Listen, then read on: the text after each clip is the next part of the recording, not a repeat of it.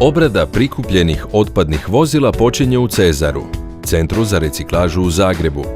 Auto olupine Cezar besplatno prevozi od vlasnika do reciklažnog centra. Za otpadna vozila s urednom dokumentacijom vlasnici dobivaju naknadu.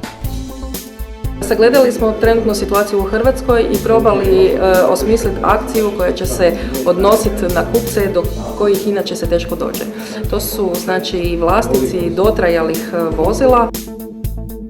Kupac doveze svoje vozilo kod najbližeg ovlaštenog distributera ili on organizira da se dođe po njega i nudi mu se znači mogućnost kupnje novih vozila po vrlo povoljnim uvjetima.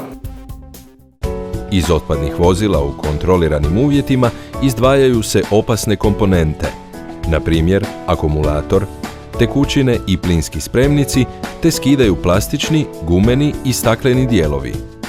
Sve uklonjeno zbrinjava se na ekološki siguran i propisan način. Metalnu školjku automobila u sekundarnu sirovinu pretvara stroj za mljevenje metala, takozvani šreder.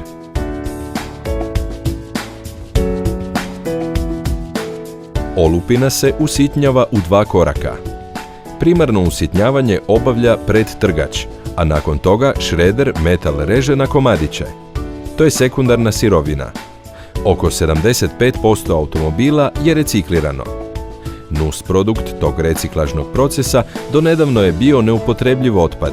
Sada Depos, članica CIOS grupe, i iz tog ostatka može izvući još korisne sekundarne sirovine. Do kraja 2013.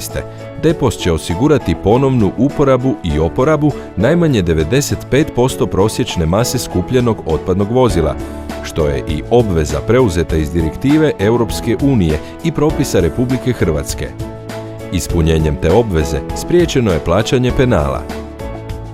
Prilikom usitnjavanja drobljenjem na postrojenju šreder nastaće sekundarna sirovina koja će ići direktno u prodaju u željezare i ostatak materijala koji će ići u našu jedinicu u Sisku Depos na daljnju obradu.